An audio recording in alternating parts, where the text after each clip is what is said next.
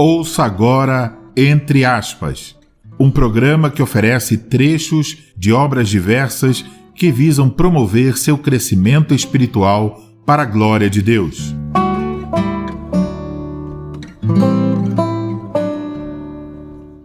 Ouça agora o trecho do livro Fidelidade, escrito por Douglas Wilson, publicado pela editora Clira. O trecho é parte da introdução e do capítulo 1, que tem por título Um Rude Instrumento. Não que isso seja uma descoberta ou novidade, mas vivemos em um tempo no qual a fidelidade sexual está sob ataque. Embora a imoralidade não seja algo novo no mundo, certos aspectos de nossa situação atual são relativamente novos.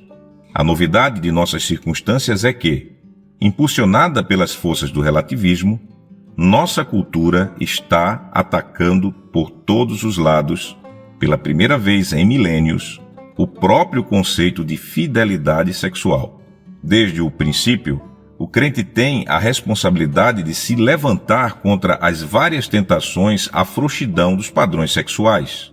Por causa do sucesso do Evangelho, as nações influenciadas por ele chegaram, no decurso de séculos, a reconhecer a retidão essencial da moralidade sexual cristã.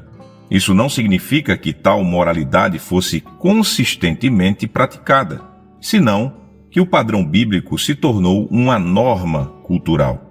A palavra não estava na tábua dos corações humanos, mas ao menos tinha sido inscrita em tábuas de pedra. O tema deste livro é sexo e, por isso, quero discutir a respeito do obsceno. A palavra obsceno vem do grego e literalmente significa fora do palco. Aquelas coisas que não se devem fazer de modo algum e aquelas que não devem ser feitas em público são todas elas obscenas quando feitas em público. Algumas coisas não devem ser feitas de forma alguma e por isso são obscenas. Outras podem ser feitas, mas não à vista do grande público. Assim, quando se faz necessário tratar dessas coisas de forma pública, sempre se deve ter grande cuidado e cautela e explicar antecipadamente, em todos os sentidos apropriados, o que se vai dizer. E mesmo então, isso somente deve ser feito à medida que for necessário. Tudo que sai de nossa boca e processadores de textos deve ser útil para edificação. Efésios 4:29. Em certos contextos, a Escritura nos diz que é certamente possível tratar de forma piedosa sobre aquilo que é obsceno. Certas coisas que são obscenas são perfeitamente lícitas. A vida amorosa de um casal casado é certamente algo que acontece fora de cena. Mas, fora de cena não significa em segredo. É fato notório que um casal casado mantém relações sexuais. Quando a Escritura trata de tais coisas, ela o faz com propriedade e lança sobre isto um véu. Mas o véu não é completamente opaco. Por exemplo, podemos aprender muito sobre a licitude da euforia sexual por meio do Cântico dos Cânticos de Salomão. Dentro do contexto do amor matrimonial, as Escrituras referem-se positivamente a todos os tipos de atividade sexual, algo que nós vamos discutir mais tarde.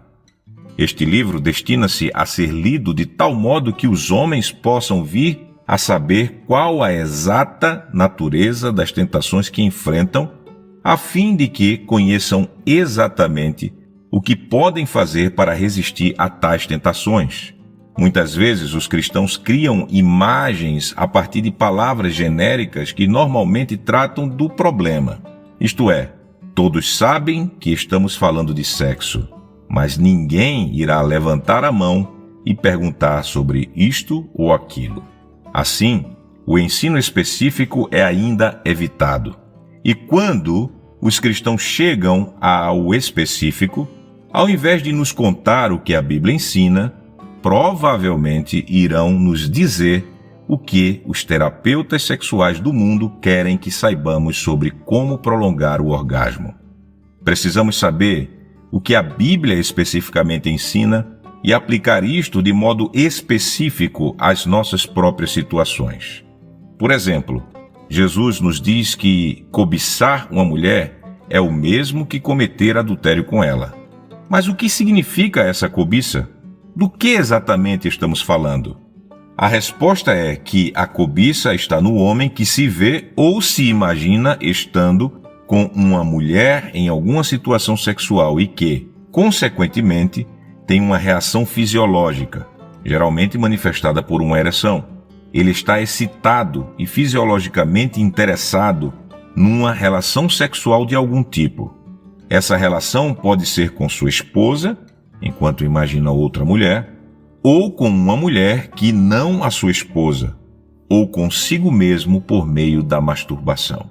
Ou esse desejo pode não conduzir a qualquer clímax sexual, mas à frustração pelo desejo sexual não satisfeito.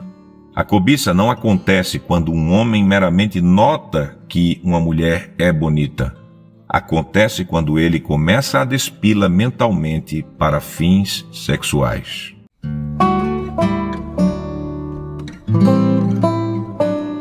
Você acabou de ouvir Entre Aspas.